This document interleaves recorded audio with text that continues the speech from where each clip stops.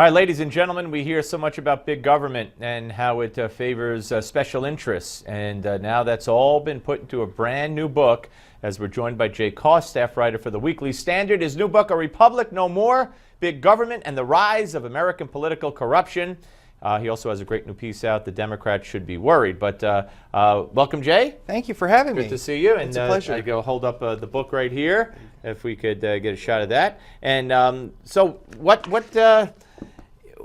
you talk about special interests, and you talk about, lobbyists, and we've known about that forever. Right. Is it worse now than ever, in your view? It is worse, I think. I think it's worse. The argument of my book is that as the power of government has grown, outside of the framework that the founders, James Madison, envisioned, the capacity of the government to govern for the public interest has degraded, and in its place has arisen a special interest state. And the second half of the book in particular looks at modern public policy, farm subsidies, tax policies, regulation, right. Medicare, right. And policy after policy.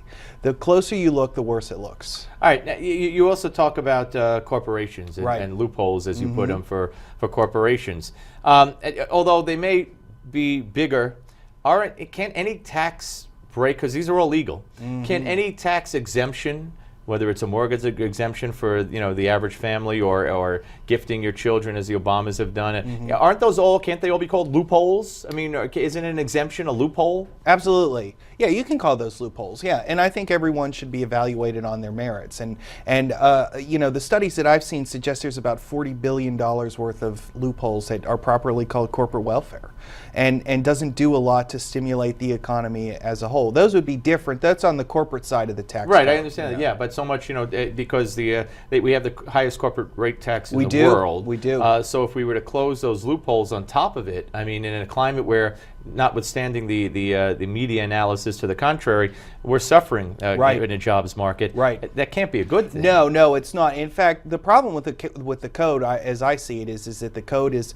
there's many different rates that corporations pay depending upon whether or not they have tax privileges given to them by Congress. Right. What I think tax reform should do, we should lower the rates across the board and cut the loopholes so that businesses are treated fairly and impartially. So if you run a capital-intensive business, you would pay the same rate on your profit as if you ran an information technology business. All right. Well, we've been trying, or they've been trying to, or talking about revamping the tax code, but it just seems so complicated and so far off. I don't know how it's ever going to get done.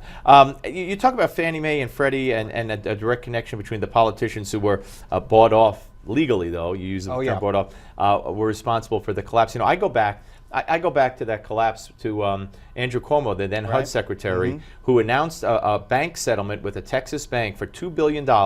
And they were going to give mortgages now, pay $2 billion and give mortgages to he said, mostly African Americans who probably will default on those loans, but it's the right thing to do.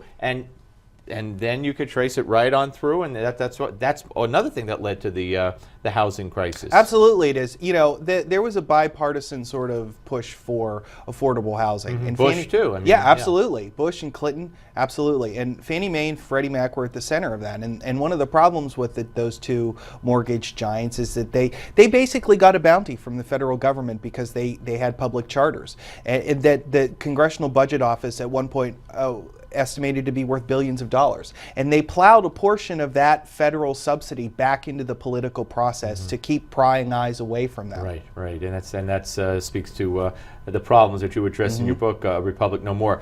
Your piece on Democrats, that they should be afraid. Yes. Talk about Well, politics is, we can get caught up in the day-to-day news cycle, the 24/7 cycle, but there are larger rhythms to American politics. And the point at which we are in the cycle right now, where the Democrats have occupied the presidency for 6 years, usually they don't. A political party that has held the White House that long, first of all, most of them lose it after the 8th year, so that favors the Republicans. But even if the Democrats manage to hold on, history suggests that they're not going to gain a lot in terms of Congress, governorship, state legislatures between now and, the rebuilding time for the Democrats will only come, history suggests, after they've lost the White House, whenever that may be. Which is kind of how the Republicans have now built up their state House majority and Congress majority and Senate and House. Right. Right. It's a very interesting. And by the way, if you see Hillary Clinton, if anybody could find her, the RNC says she's been missing for a long, long time. Right.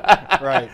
Great book. Thank Thank you you. very much. Congratulations. Thank you for having And we'll me. keep reading it at the Weekly Standard Thank as you. well. Again, folks, the book, A Republic No More, by Jay Koss. Now, what we're going to do today at 4:30 Eastern Time is what we did yesterday at 4:30 Eastern Time. We're going to open up the phone lines to our viewers to discuss President Obama's claim that the media is overstating the threats of terrorism and the now confirmed death of Kayla Mueller, the 26-year-old Arizona woman who was taken hostage by ISIS in August. You want to weigh in on either of those topics? Call us at 561-369-0081. 561-369-0081.